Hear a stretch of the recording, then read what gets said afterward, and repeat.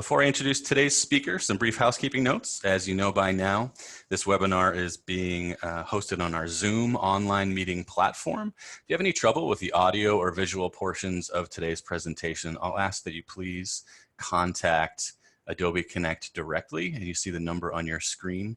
It's 1-888-799-9666.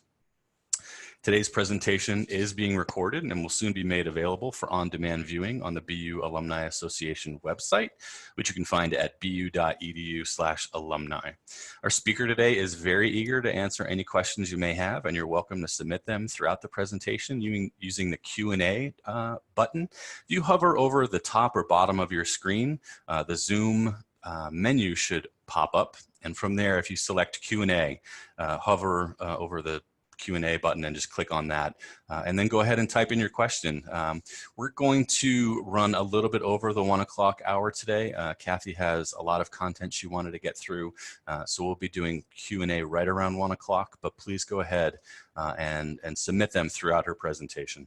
And it's now my pleasure to introduce our speaker for the day, BU College of Arts and Sciences alumna Kathy Caprino. Kathy is an internationally recognized career and executive coach. She's a writer, speaker, and leadership trainer dedicated to the advancement of women in business. A former corporate vice president, she's also a trained marriage and family therapist, seasoned executive coach, and the author of Breakdown Breakthrough and the upcoming book, Close Your Power Gaps. It's going to be published by HarperCollins Leadership. Congratulations on that, Kathy.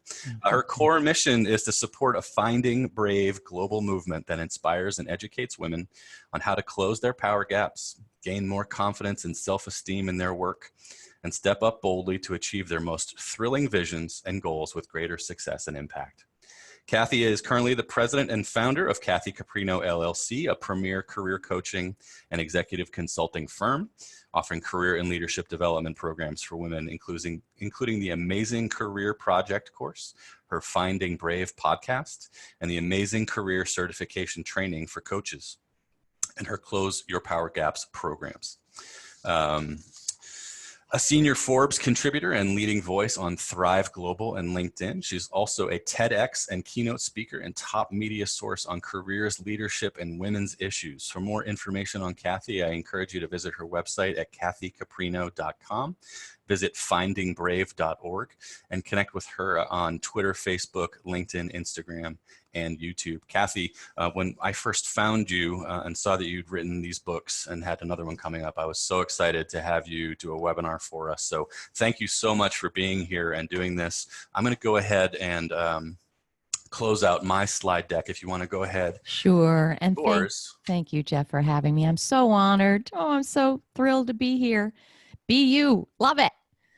Proud to be you. All right. Let me move my little screen over here. Perfect. So you ready to go, everybody? Hi, everybody. I wish I could see your faces, but that's another time. We are talking about close your power gaps and rock your career at the highest level. And I want to tell you just a little of what we're covering today. So, and I will tell you my story about why I'm sitting here doing this for you. Let me start there. For any of you who've read my Forbes blog or my book, you know this story, but I had an 18-year corporate career in marketing and publishing and market research and membership services. And on the outside, it was very successful. On the inside, it was not. It was bumpy, all along the way. And then when I hit 40, those bumps turned into full-blown crises, really hard stuff like sexual harassment, gender discrimination, zero work-life balance, toxic colleagues, narcissistic bosses. And at the time, I didn't know what any of this was, truthfully. I didn't know what narcissism was. I only found that out later. Chronic illness. For 3 years, I would have an infection of the trachea every 4 months where it was so painful. I couldn't speak, burning throat. I was so ill. But honestly, worse than all of that put together was waking up every day saying, is this what I'm really going to be doing for a living? Is this it? It felt really lacking in meaning, lacking in purpose, lacking in joy. I couldn't imagine it. So I went to a career counselor. So this is a long time ago now, 19 years. And after spending $1,000, the career counselor came out and said, well, I'm looking at your results of the assessments, and good news, you're in the right field. And I remember then just wanting to poke my eye out with a stick, thinking, wow, that was the quickest waste of $1,000 I've ever spent. And what am I going to do? What am I going to do at age 40? So I did nothing. So this is lesson number one. When you're really about to have a breakdown moment, you better do something. I didn't, but I bought a bigger house in a more affluent area in Connecticut. And 1 month after moving into that home was 9/11. And 1 month after 9/11, I was laid off in a brutal way. So if any of you have ever been laid off or fired, I mean, most people I've ever met, it's a traumatic experience, even if you hated the job. And the same happened to me. I was really traumatized. And the week after, I'm sitting in my therapist's office, and he said, and I will never forget it, and I say this to so many people, I know from where you sit, this looks like the worst crisis you've ever faced in your life. But from where I sit, it's the first moment you can choose who you want to be in the world. Now, who do you want to be? And I remember saying, I don't know, I want to be you. And we laughed. And he said, what does that mean to you? And I said, I want to help people, not hurt people and be hurt. And from that pivotal 1 hour discussion, he mentioned, I think you'd make a great therapist. I've known you a few years. And I became a therapist, marriage and family therapist, as Jeff mentioned. And it was a life-changing experience, truthfully, because I sat with things I'd never seen before and tried to intervene and be helpful. Rape, incest, pedophilia, suicidality, drug addiction, attempted murder. Wow. And that was just a life-changing experience. But what I found is when people would come, women with career issues, that really lit me up. And from that, I moved into becoming a career coach and focusing on mid to high level professional women. But I do work with men and people just starting out as well. And so I've been doing this now 15 years, and I've worked with over 15,000 people directly and many thousands more indirectly through webinars and training. And what I'm sharing here with you is what I have found in all these years as critical information that we don't know, that we're not taught, that we're not trained, that will help you gain the power, authority, and confidence you need to build the career that you want and make the impact that you want. Everybody I work with doesn't just want a job, and I'm not putting that down. Of course, we have to make money and we have to fulfill our financial obligations. But the people I work with also want to do something else. They want to use themselves in service of the world and make an impact. So that's what we're going to talk about. So why do professionals come for help? In these 15 years, this is what I'm seeing. They don't, and I'm talking thousands of people. And because I have a big following, something like 900,000 on LinkedIn, I'm also hearing from thousands of people around the world about what isn't going well in their lives and their professional experiences. So they don't feel recognized or valued. They feel they're meant for something bigger or better and they can't get it. They're not advancing. They're not receiving the compensation they deserve. They're not getting the plum roles they want. They're not doing work that feels right or good or purposeful. In some ways, it's unethical or it's just not aligned with their values. They're tired of the toxicity and the struggle. And, I just want you to know everything that I'm sharing was me at some point. So there's no judgment here. This is what I lived through, and I know how absolutely excruciating it is. And overall, they don't feel able to reach their highest and most joyful potential. So a few years ago, I do love to create. I love to be a teacher. So I love to step back, and with my first book, Breakdown Breakthrough, I researched 100 women across the country for a year about professional crises, and what emerged were 12 hidden crises. So about 2 years ago, I stepped back and I said, let me try to understand if I could distill it down to 2 words or a phrase or a sentence. What are people missing in their professional life and careers that they're coming for help for? And what am I helping them get? And what, after looking at tons of data, what emerged was there's 2 things: bravery and power. So let me tell you all about what that means. Again, I think there's some men on this call, and I welcome you. And I believe that everything I'm going to say is going to be relevant to you. But I do believe that women, and I'll talk about this in a minute, we're programmed differently, we're culturally trained differently from the minute we're born. So the challenges that we face, women internalize them differently and process them differently, and society is shaping us differently. And for women in particular, I have seen, and I want you to know, I don't mean to generalize everybody. I don't mean to paint everyone with the same brush. When I say women, I don't mean all women. When I say men, I don't mean all men.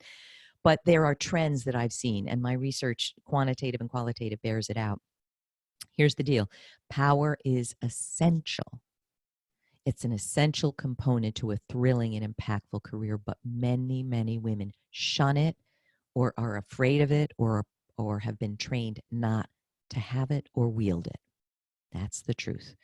So why do we need power? Well, I'm talking about power to do something, not power over someone, right? It's the ability to accomplish, to create, to manifest. It's the strength to become a force for good. It's the influence to make an impact. You can't do any of this if you don't have internal and external power. It's authority to lead and work as you wish to on your terms. That takes power. And it's also self-trust. I believe in myself.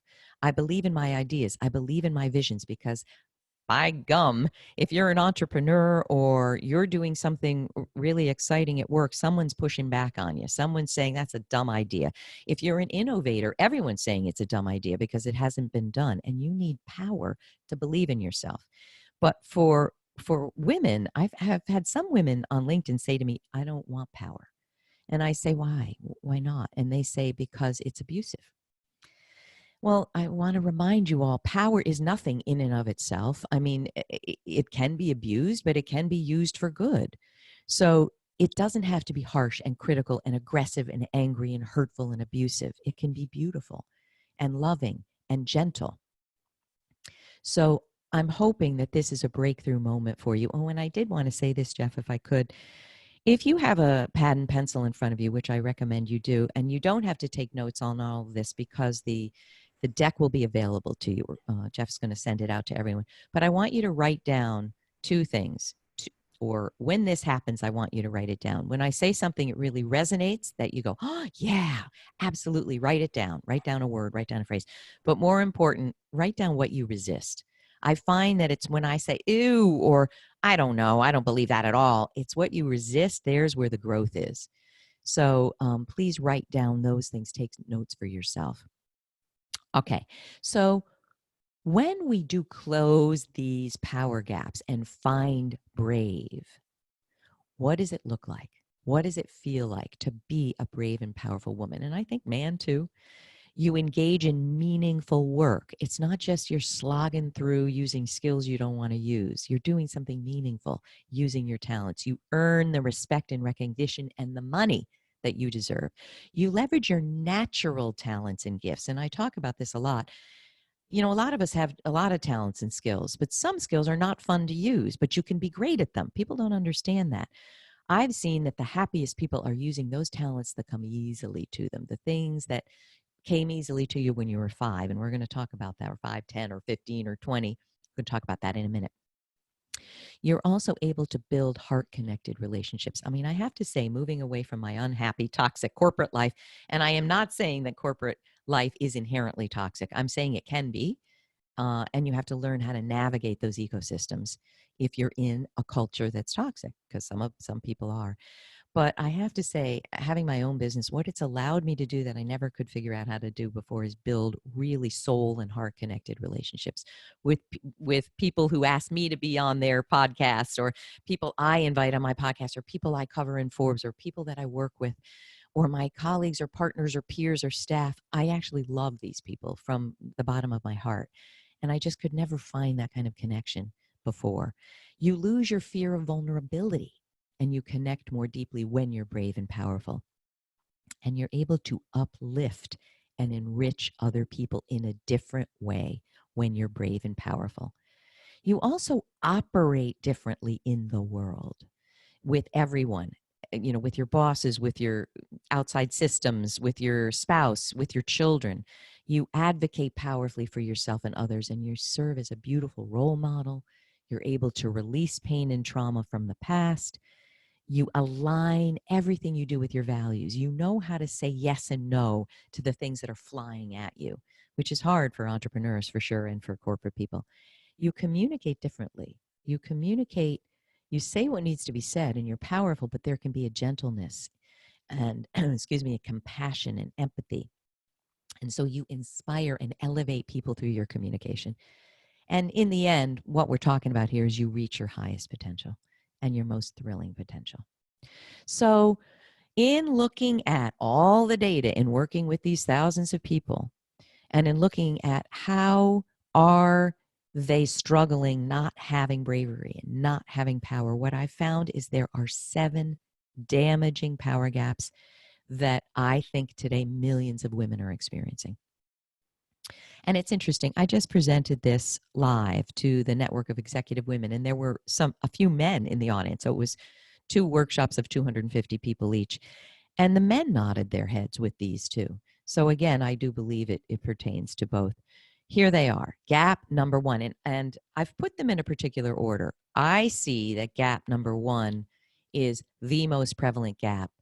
But it's interesting, people don't recognize this. It's only when you're when you're a coach or a therapist and you're looking at what people's issues are, can you see it from that lens. But number 1 is not recognizing your special talents, abilities, and achievements.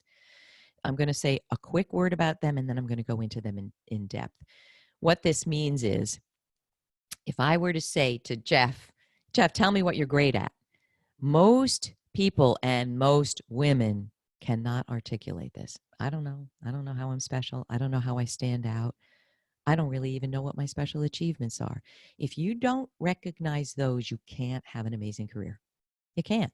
You're not going to get paid what you deserve. You're not going to be able to speak powerfully so you can get those great jobs. You've got to recognize what you're amazing at, and every person on the planet is amazing. Number 2, communicating from fear, not strength. This is a particularly female problem, and we are taught this, and I'm going to talk about it in a minute. But what I hear in the way women speak is they're acquiescing, they're accommodating, they're trying to be pleasing. They're coming out of a sense of fear rather than, I know who I am, I'm comfortable to assert that, and there's strength behind that. Number 3, reluctance to ask for what you deserve. So, I can tell you, you don't have to take my word for any of this. There's research out there about all of these things. There was one study done that, this blows me away, that out of getting an MBA, right out of the gate, 57% of men negotiated their first salary and 7% of women did. And I see this in a lot of different research, and I see it in the work that I do. Women tend to not know what to ask for and be reluctant when they do know to ask for it in a compelling way. They don't know how, and they're very uncomfortable to do it. And I've lived through all of this. I'm overcoming it. It's a journey. I'm much more comfortable to say, this is what my speaking fee is or whatever. But in the beginning was really tough, really tough, really tough. Number 4 is isolating from influential support. What the research shows is, there's something called mentorship and there's sponsorship. And we can talk about that later if you have a question. But mentors are people in your life who you've established a great relationship with, who want to help you, who are in your life and can give you feedback and advise and give you some guidance. Sponsors are that plus. They're powerful. They're influential. They've got clout. They open doors for you when you're not in the room. The research shows that men gravitate to sponsors naturally. Women don't. Women stay in the same room when they're networking. They're intimidated to gravitate to powerful, influential supporters. But if you don't do that, you're not going to advance. You're not going to accelerate. You're not going to expand. Number 5 is acquiescing instead of saying stop. And what I mean here is allowing mistreatment. And that can be sexual harassment, gender discrimination, unethical behavior, anything that falls under the realm of what you should not be tolerating. And when I presented this live, when was it? September 24th, women lined up afterwards, some of them crying. And one woman said, she stood up bravely and said, I see so much sexual harassment, Kathy, that I really feel I can't fight it and I have to grin and bear it. What do you think? And I'll tell you, if you're interested later, what I answered. But you can tell from what I'm presenting, if we grin and bear it, we are tolerating it. We have to find a way to say stop. And I get it. And I'm not blaming the victim, because I've been a victim of sexual harassment. But we all, men and women, have to find a way to say stop. Number 6 is losing sight of your thrilling dream. This is the one that the survey that I've done shows more people, most people feel this is it for them. They knew what they wanted to do right out of school. They lost it. They lost sight of it because of responsibilities and buying a house and children and debt. Mostly it's around money, but they've just lost sight of who they thought they wanted to be in the world. Number 7, finally, is allowing the past and past trauma to still define and suppress you. I want to say that in this now, when I'm working with so many people, and I love qualitative research a little better than quantitative, I knew that this is an epidemic. I can see it in everybody I talk to. But in doing this quantitative survey, which we're going to give you the link to, 98% of the respondents said they're having at least one of these gaps, and 75% are saying they have 3 or more at the same time. So, Jeff, I think we have a poll here. I would love your feedback on this one question. After hearing about these 7 damaging power gaps, would you say that you're potentially experiencing one or more of these? And don't say yes just because you think I want to hear yes. I don't want you to be having these gaps, but I want you to open your eyes and understand what you might be experiencing. So the responses are yes, no, or maybe. Love to hear what you think. That would be really helpful. And Kathy, those responses are coming in right now. We've still got some trickling in. Would you care to make any predictions as to what we're going to see when I publish these results? Well, is that going to be leading the witnesses? If you are like my typical profile, I'm guessing that over 70% are going to say, yep, yes, or maybe. Yeah, quite a bit. Am I close? Can you see those now? They're coming in already. All right. So what's in parentheses? Oh, no. Oh, that's the actual number. 91% are saying yes. 91, all right. Yeah. Now, as a former market researcher, we have a bit of a skewed population because you all have come to something that is called closure power gaps. So you're not, a perfectly random pool, but this is what I'm seeing with random people that I don't know that don't know my work. So there we go, 91%. Thank you for sharing that. So how are we doing with time? Why are we so stuck? I mean, I've had so many people say, I've read every self-help book you can read about how to have a better career, how to change your career, how to pivot, how to make more money. Why am I so stuck? The reason for that is, and I know this now, having been a stuck person for 18 years, then being a therapist, which is all about how to intervene to change people's lives for the better. And as the coach, same deal. It's action that changes us, not thought, not insight. So you might read a book and go, oh, and I have, in my writing for Forbes, I got to read a lot of people's work. And I'll say that is the most brilliant idea. But if you're not taking action, and it's a certain kind of action, it's not, Einstein, my favorite quote in the whole world is Einstein's, you cannot solve a problem on the level of consciousness that created it. We're asking for a shift in consciousness. That's not just like, woohoo, that's a cool idea. This is, I am changing how I'm thinking, how I'm processing the world. And it's brave, empowered action, doing something that you would never have done before. I always say, you got to be brave and do something that you would say, if I can do that, I can do anything. And I found that I had a lot of those moments being a therapist. Like the first time I had to be critiqued in a two-way mirror, the whole team, the supervisors were watching me do therapy for the first time. I literally thought either I'm going to have a heart attack or pass out or throw up, but I'm not going to get through this. I got through it. And I was okay, pretty good. And I passed with distinction. And I literally for years said, if I could do that with a woman who's being abused by her husband, and I'm, just getting a master's, I don't know what the heck I'm doing. If I can do that and be successful, I can do anything. So start thinking about actions that you can take. And here's some tips for those actions. I have found that you can close these damaging power gaps with what I call 7 bravery boosting paths. They are brave sight, which is seeing yourself more bravely, more powerfully, understanding how you are gifted and talented because you are, and how the world needs you. Brave speak, starting to watch your language and starting to speak with more self-confidence, more self-esteem, more self-assuredness. Brave ask, recognizing what you want to ask for, and that could be to your spouse, to your family, to your boss, to your church, whatever it is. Brave ask, brave connection, start connecting at a higher level, asking for what you want and connecting with people who can help you get it. Brave challenge, which is saying, wait a minute here. This is not right. This is not ethical. This is illegal. This is wrong. This is unfair to me, to others. I'm not going to stand for it. Brave service is leveraging yourself in service of the world in ways that thrill you. And finally, brave healing, because it is about healing. We've all, because I'm a trained therapist, I use these words easily. We all have had trauma. There's not one human being alive that hasn't been traumatized by something. And that means you've had deep pain that you've internalized that's affecting you today. There isn't one human on the planet.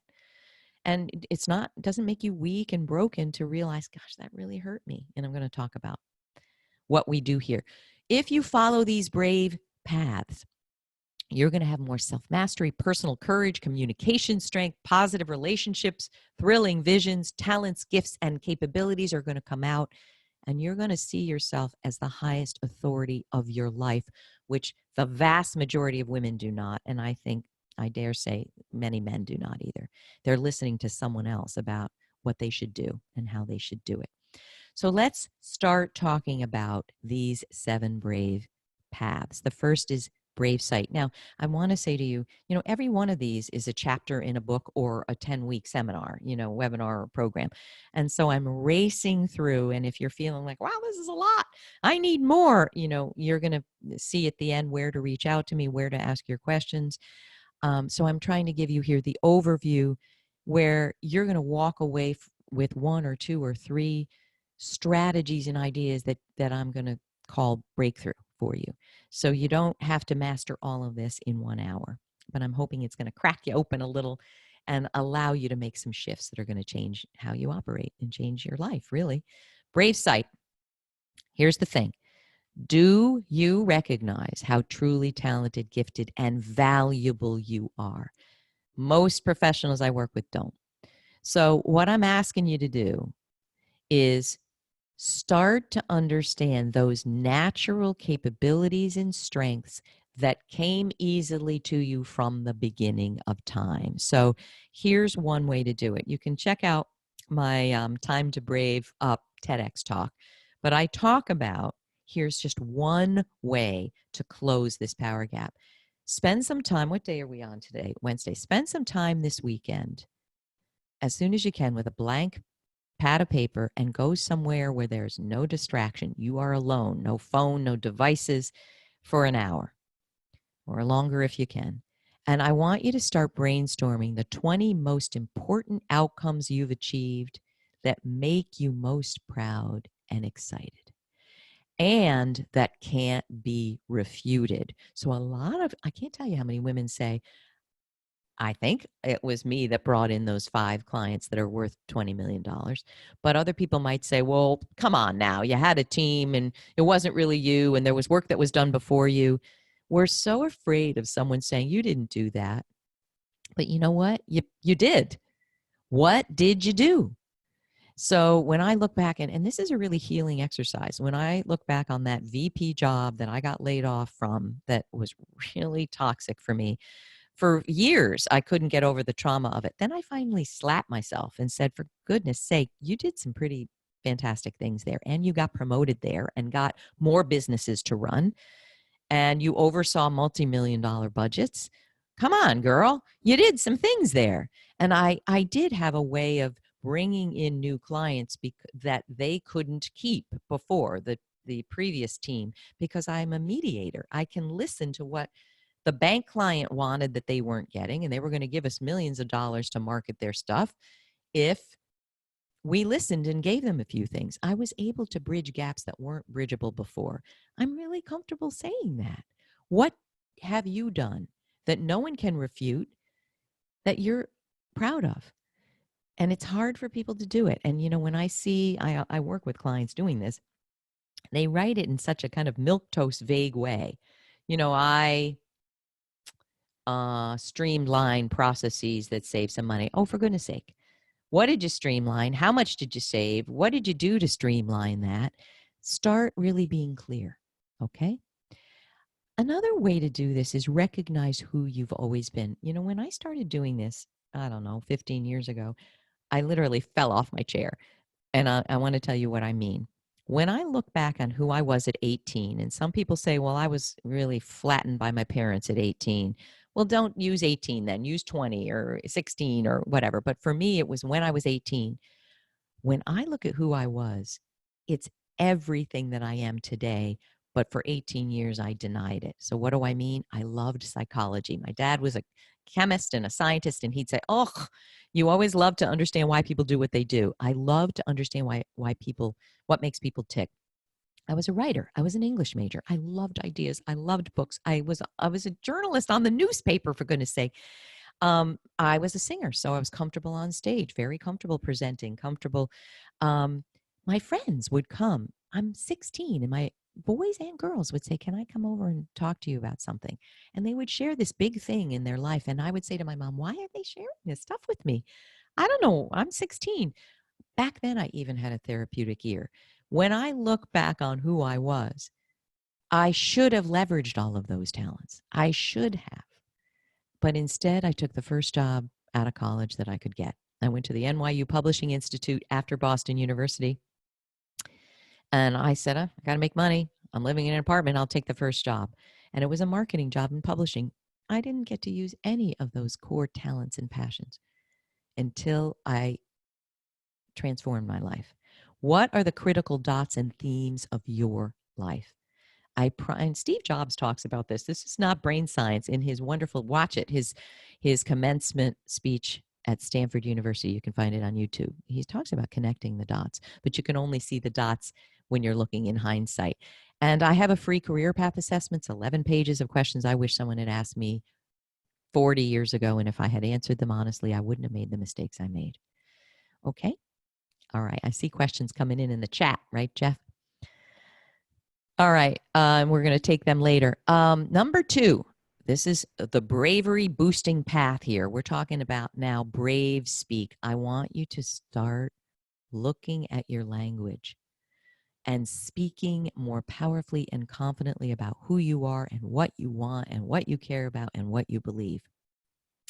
But first, because I feel as a former therapist and a coach that loves to go deep, when you look at the root of what is holding you back and can address that root, then you soar. When you try to change your life without looking at the root of what happened, I don't think it goes as well, because you're still kind of energetically stuck back where this thing emerged. So I want you to look at the root of your reluctance of speaking up. So what does that mean? I want you to start from this second on today, from the minute you hang up from this. Watch your language. Where do you apologize? Where do you communicate weakly? Where do you communicate without command or authority? And what does this mean? There's a lot been written, and I've written about it. Women tend to over apologize. We tend to say, I'm sorry for everything. For reaching over someone, I'm sorry. I'm in the grocery store with my cart and someone almost hits me and I say, I'm sorry. What am I sorry about? Or when you're standing in line and someone cuts and you say, I'm sorry, there's a line. You're not sorry. You're not sorry at all. You're angry. They're cutting in front of you. Stop apologizing. I know it sounds like a small thing, but we're trained in our culture to be pleasing, to not be assertive. I mean, I work on this all the time. If I'm in that line and that person cuts, I'm nice about it. I say, there's a line, and it's behind there. You can be kind, you can be gentle, but don't apologize for yourself. How about weakening your message? I see this in meetings. I see this anywhere people speak. Women weaken their message. In a meeting, they might say, I don't know if this has been covered, or I'm not sure if this is a stupid idea, or, you start your message in a weak way. Well, no one's going to listen to you if you're already weakening your message. You agree when you don't. Don't agree when you don't. You can say, I learned this in market research from a wonderful moderator. You can say something like, wow, that's really interesting, Jeff or Fred or Sally. I'd love to build on that. I see it a little differently, but you're not putting them down. You're building on it. You're actually taking their idea and building on it. Don't agree when you don't agree. Don't stay silent when you should speak. How often have we been in a meeting where our heart is beating so hard because we want to say something, but we don't say it? We're too scared. Now, often that's because it's going to disrupt it's going to upset some people. But that's like what this woman said about, should I grin and bear harassment? If you grin and bear that which is intolerable, I know this is hard for people to hear, and I don't mean to be blaming the victim, but you're co-creating and co-sustaining a situation that needs to change. And finally, not taking credit where credit is due. Nobody likes a braggart, but women are way too scared that I can't tell you. I'd be a millionaire if I had $1 for every woman who told me, literally, I'm afraid they're going to think I'm bragging. And I asked one of the 4 fellows in this 250-person workshop, I said, what's your name? He said, I won't share it. I'll call him Sam. Sam, have you ever worried about sounding like a braggart? And he thought, and he said, I have to say no. I haven't worried about that. And all the women gasped. It's time to take credit. And you don't have to sound like a braggart doing it. Okay? So another thing I want you to think about, and again, I want you to circle or write down, number 2 or number 1, which gap, that's just the question I want you to answer when you come out of this webinar. Which gap is speaking to you most? Because a lot of us have a lot of these gaps at the same time, as the survey's showing. But I want you can't change everything in 1 second. Choose the one that speaks to you most, that hurts the most, that is frustrating you the most. If it's this one, I want you to look at who stopped you from speaking powerfully. So the truth is, we don't come out of the womb like this. We're trained. Was it your mother? Was it your father? Was it a teacher? Was it an authority figure? Is it your spouse? Where did you learn that it's dangerous to speak powerfully? And, and for high-level women, or even women just starting out, I want to tell you, I have been called a biatch, can't say the word, for assertive behavior that my male colleagues were promoted for. And there's so much research. There's a famous one where, I think it was at Stanford, where a resume was given to the class, and it was the same resume, powerful women in investment banking, I think, and they changed the name. So one group got the female's resume, her resume, and the other had a male name. You wouldn't believe how differently people responded, simply because the name was different. And what they said is, for the man, I'd love to work with him. He'd be a great mentor. I'd learn so much. For the woman, she sounds like an aggressive, biatch. I don't think I'd want to work with her. Wow. So I'm not making this up. This is, I interviewed, and I hope you'll follow my podcast, Finding Brave. I interviewed an amazing best-selling author, couples therapist, Terry Real, and he writes about patriarchy, and that we are in a patriarchal society.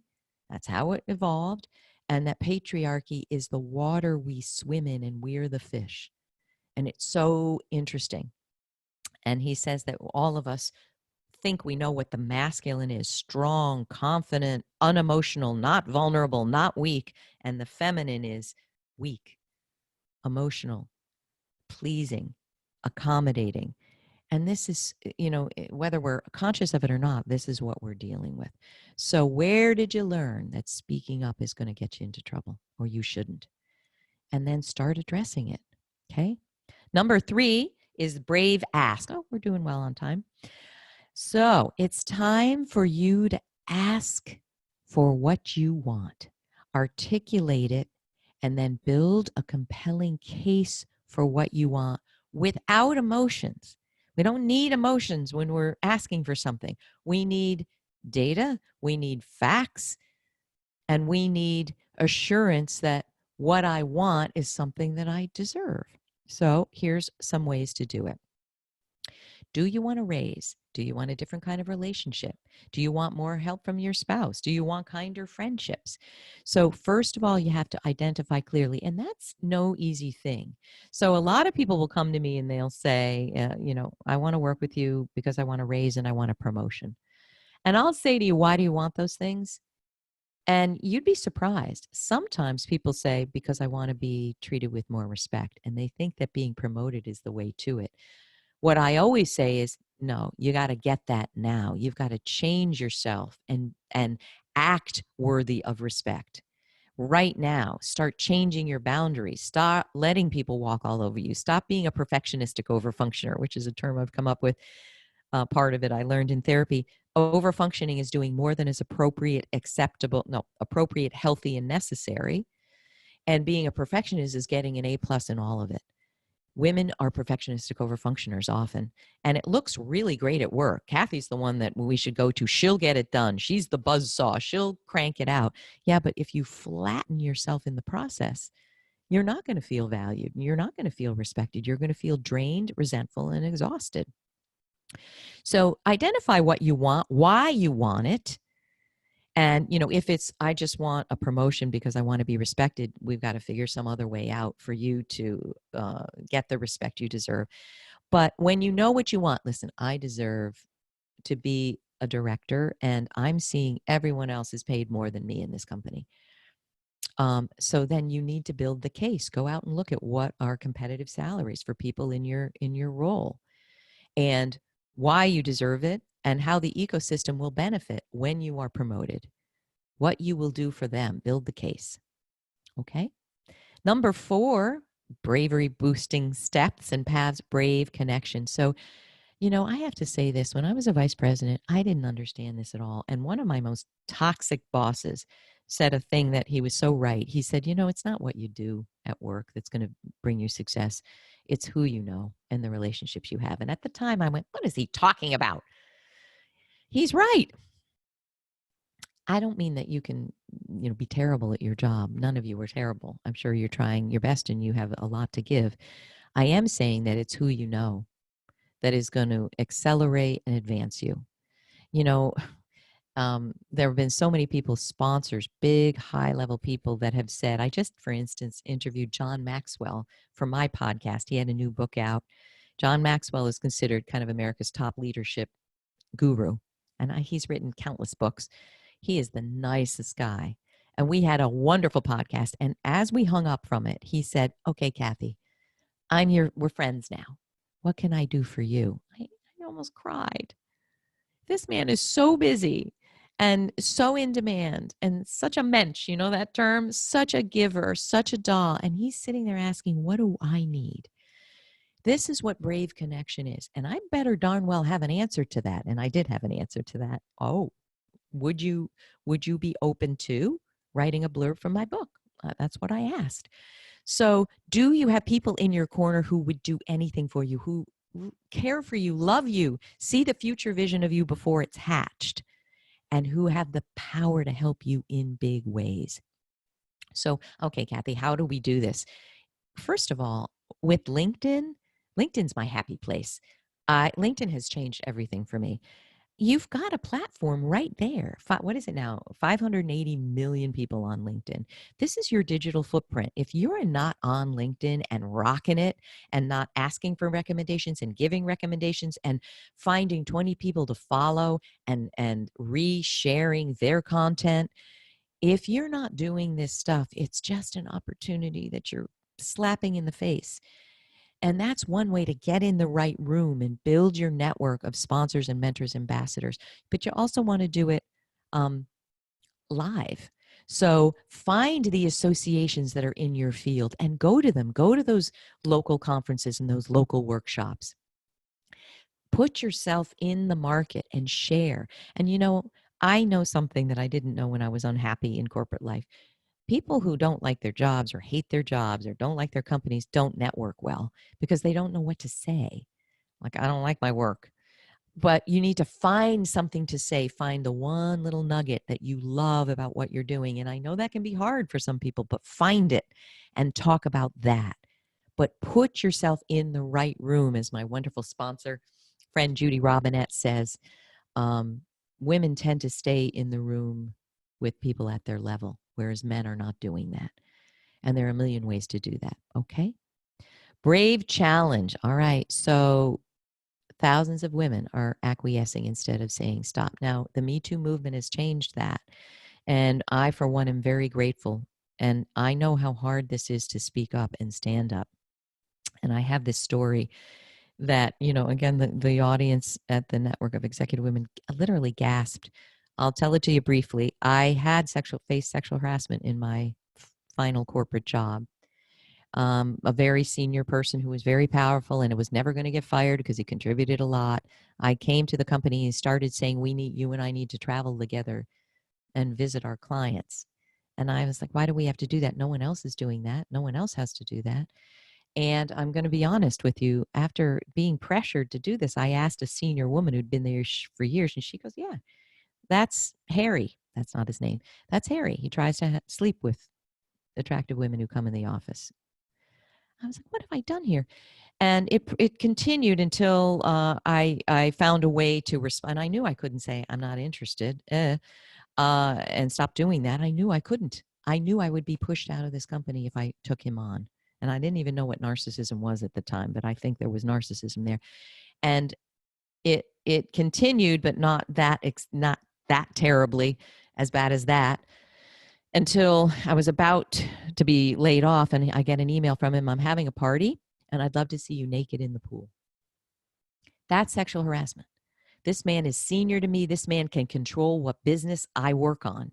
He can control what clients he can control the money I can make for my business. And he's saying he wants to see me naked in the pool. But what did I do? As I was being laid off the night before, I deleted that email. I mean, and there's reasons why. And one of them was I was afraid. Number two, I thought, well, if I hadn't taken him on when he was doing all this to me all these years, is it fair of me to come after I'm laid off and use it? Yes, it's fair, because he was being unfair. So Terry Real, the therapist I mentioned, says he cannot believe how in a patriarchal world, how the weak protect their abusers, their perpetrators. I want us to be brave now. And I'm talking about this in my book. I'm saying what I never said before, which takes bravery for me. I'm coming out and talking about it. So what we have to do is look at what are we accepting that needs to end. So now this is a huge thing. And again, I'm not blaming the victim. And for many people, they can't just come out and talk about it. It's not safe. And I get that. But for other people, and even for you for whom it is not safe, there are avenues of action you can take. So get clear on what's happening. One woman came up to me and cried and said, I'm being physically assaulted. And I looked her in the face and said, go to a lawyer tomorrow. Don't leave yet. Go to a lawyer who, not just any lawyer, an employment lawyer who represents employees. So get clear on what is no longer acceptable. Do the internal work to understand if you have in some way continued to allow it. If. It's not always, but sometimes we're just afraid and we continue to sustain it. Decide with outside help, if you need it, how you're going to address this, and then take a stand, but do it with powerful support. So after I was laid off, I went to a lawyer. And the lawyer said, yeah, I can represent you. And I got a settlement. Not about the sexual harassment, because I deleted the smoking gun, as he said. He said, I don't understand why you would have deleted that. Help me understand. So potential options are see a lawyer. Do not quit, because you're going to leave compensation on the table. Go immediately to the right kind of lawyer. Find a great employment lawyer who represents employees. Speak to your boss or HR, but not always. If you have a narcissistic boss, forget it. There's a whole world about narcissism that I've done some training on with a therapist. If you have narcissism in your life, you can reach out to me. There are some people who are not safe to tell. And, I would say this, many HR employees and managers and directors are doing their best, but many are not your friend. They're there to sustain the ecosystem. So they're not necessarily your friend. Do you understand what I mean? Now, there were a few HR people in the audience, and they went, ooh. And I said, do you not agree with me? And she goes, no, I agree. Get advice from your mentor and sponsor. So if you've got a mentor right in the ecosystem, say, listen, this is happening to me. If they're safe, you have to understand if they're safe. Work with a coach who has helped other people in your situation. And by the way, don't go to a life coach. If you have a particular employment or professional or career issue, find a coach that has worked with that issue. Don't just choose anybody. Just like a doctor, if you have respiratory issues, you're not going to go to a pediatric endocrinologist. Work with someone who has experience in what you're addressing. This is the toughest one, I think. This is the most emotional one, because when we're being mistreated, it's such a complex and traumatic scenario. We just can't see our way out of it, but there is a way out of it. Trust me on that. Brave service. I want to share this quote from one of my most favorite books, The Energy of Money, Maria Nemeth. She says, people are happiest when demonstrating in physical reality what they know to be true about themselves, giving form to their life intentions in ways that help others. I don't think any truer words have been spoken. The happiest people I've interviewed, I've met, and I've met some happy ones, that's for sure, and some people doing huge things in the world.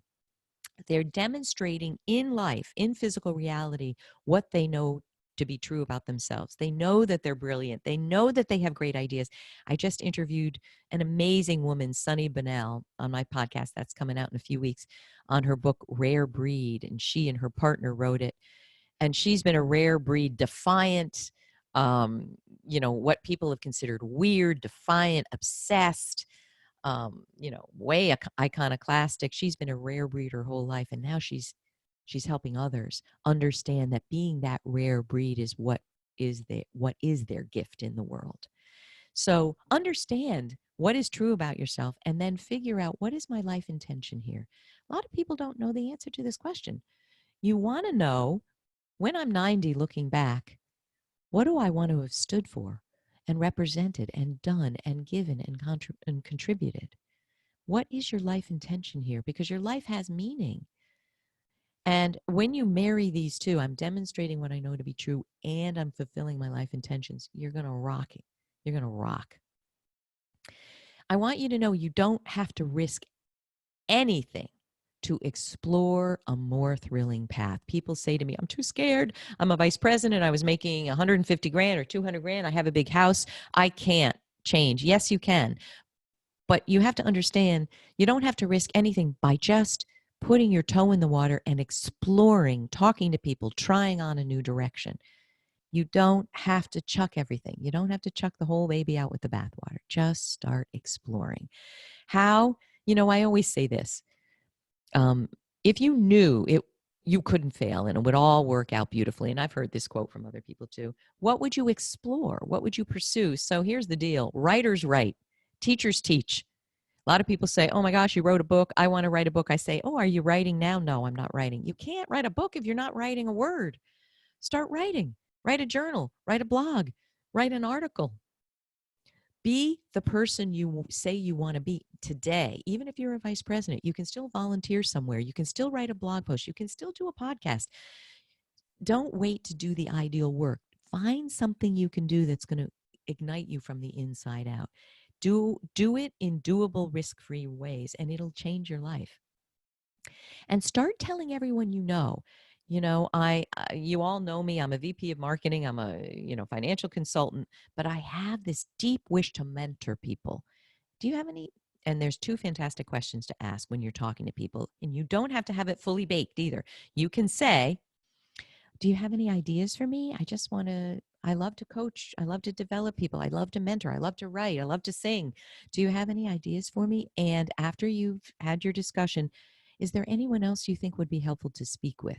I promise you those two questions can change everything for you, because I've had one little conversation that's changed the entire trajectory of my career. We're getting close to our end of our time. Brave healing. This is the most important concept I want to tell you. You are what your childhood and your past taught you to be, unless you've unlearned it and healed it. You are what your childhood taught you to be. So there in my book coming out, it talks about, the roles. Everybody has a role in their family, and they either unconsciously or consciously adopted that role. The mediator, the black sheep, the one who holds everything together, the reliable one, the neurotic, anxious one, the one who always messes up. There are roles we take, whether we know it or not. So what messages and coping strategies did you learn that are no longer serving you? And did you face narcissism or suppression or emotional manipulation that made you go underground? Because if you haven't healed and addressed that, it's still occurring in your life, and you're probably attracting dysfunctional situations at work. I have a Forbes post on that, because unwittingly you're seeking the same thing because it's familiar. And here's an amazing question to ask yourself. Who did you crave love most from as a child, and who did you have to be to get it? That was in Tony Robbins' I Am Not Your Guru documentary, which is really quite interesting. When I saw that question, I fell off my chair because I said, oh my goodness, I had to be brilliant for my dad, who was brilliant, and obedient for my mother. And I've even talked to her about it. She's like, yeah, I could see how you would think that. Answer that question. You're just going to start getting to the root of who you think you still have to be today and how it's hurting you. So understand, your career and your life aren't just happening to you. You're co-creating it. What chronically repeats that's negative, that's what you want to address right now. We don't have time for this, but I want this slide to be in the deck for you.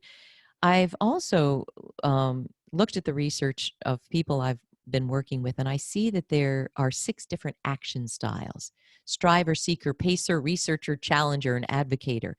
And I have a quiz. You can figure out what you are. If you can't honor that action style at work, you're going to not be happy. And so I was the seeker and the advocator in my corporate life, and seeking and advocating was not what my company would allow.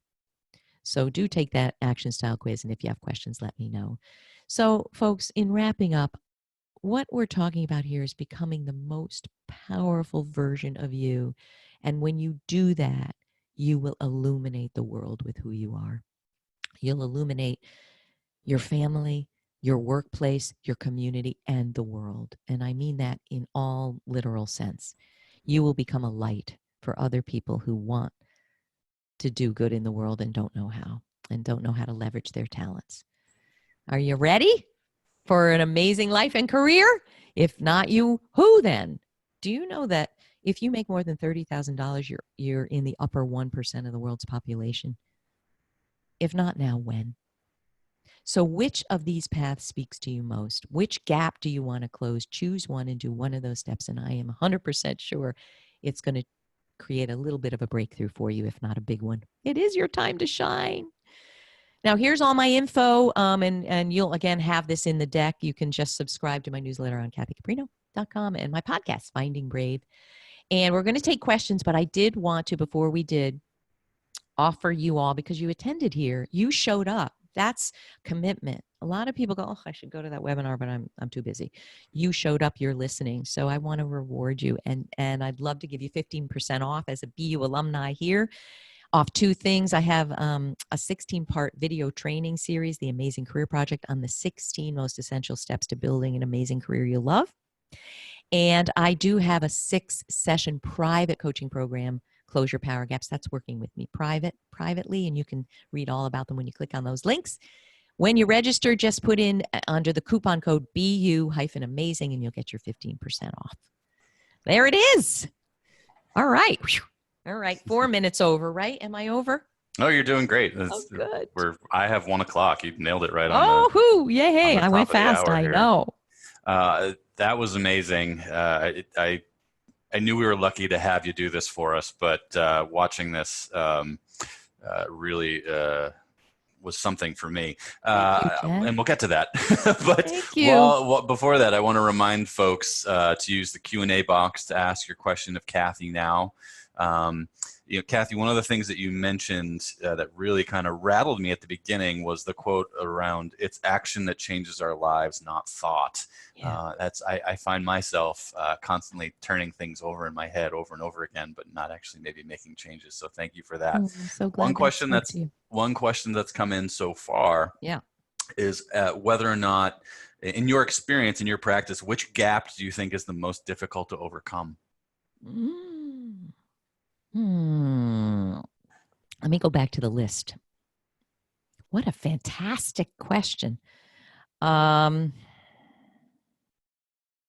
Jeepers.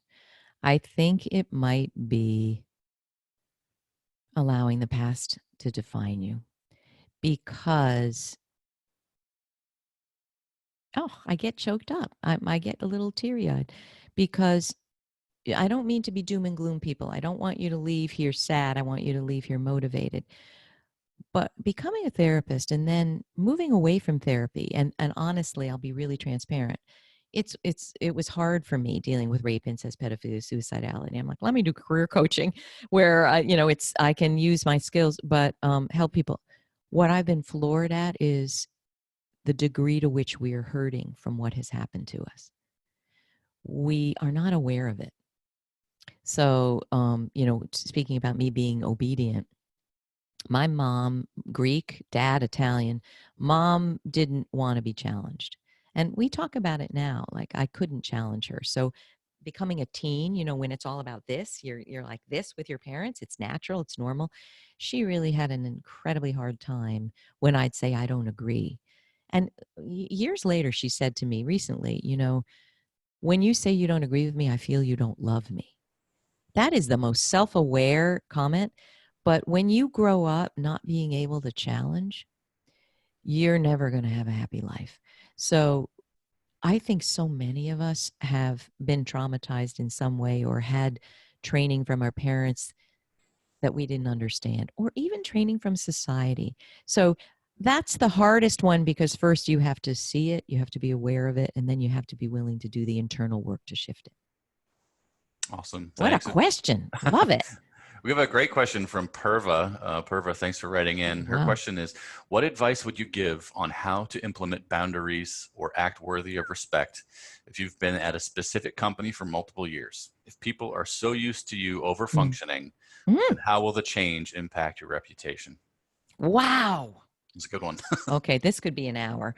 Yeah. Let me just tell people what boundaries are as I conceive of them and learned in therapy. Boundaries are the invisible barrier between you and your outside systems, and they regulate the flow and input and output of information between you and your outside systems. So your outside systems, or anything outside of you, your spouse, your family, your church, your kid's school, your work.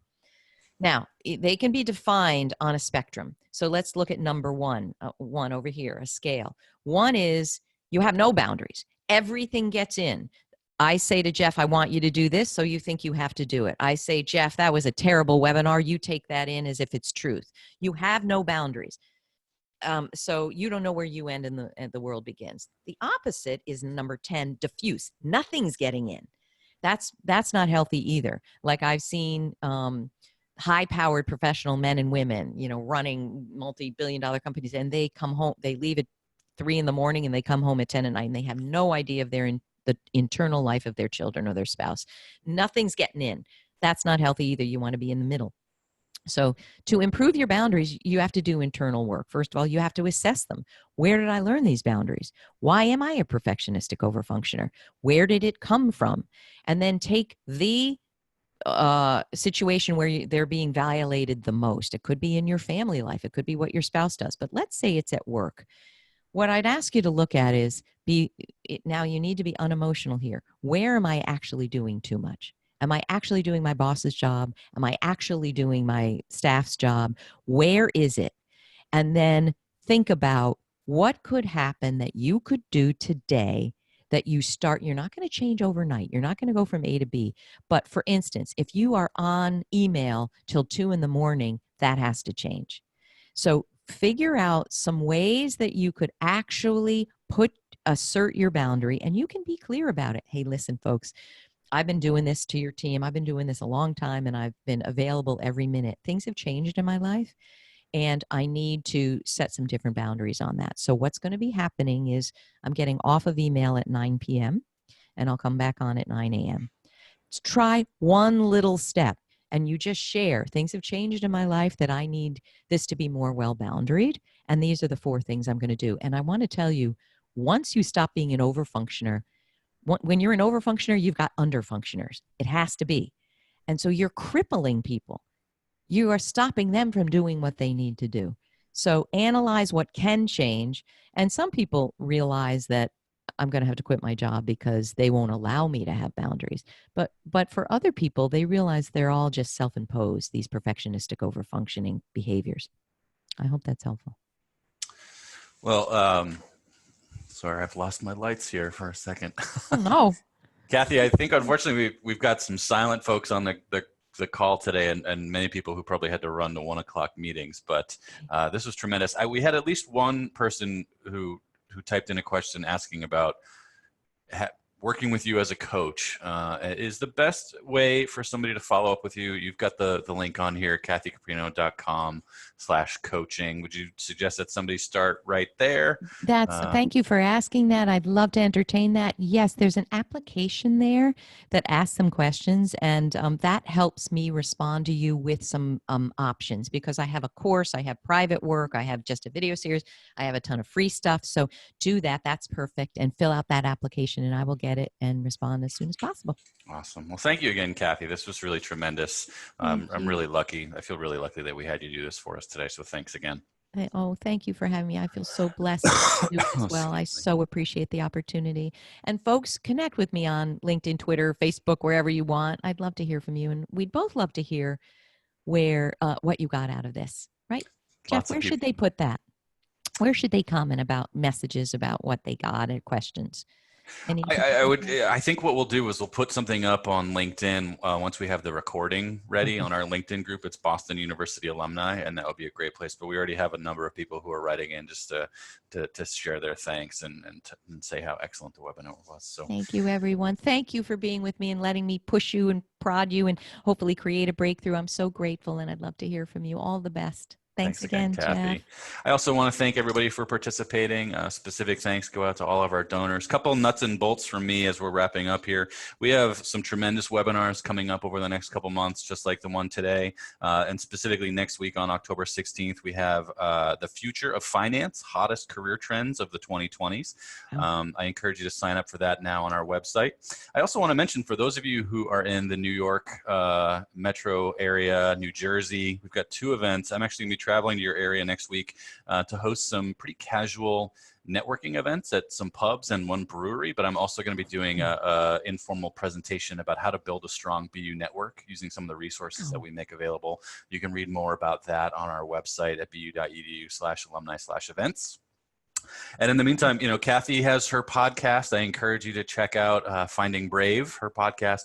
But BU also has one, a career podcast where we interview interesting and successful alumni. It's called Proud to Be You. We talk to interesting and accomplished alumni, get to share lessons they've learned, advice that they have. You can start listening now wherever you find podcasts, or you can just go to our website at bu.edu/alumni/podcast. So thanks again, everybody. Thank you again, Kathy. Thank you, Jeff. I so appreciate it. And I hope everybody has a great day or a great evening wherever you might be. Bye.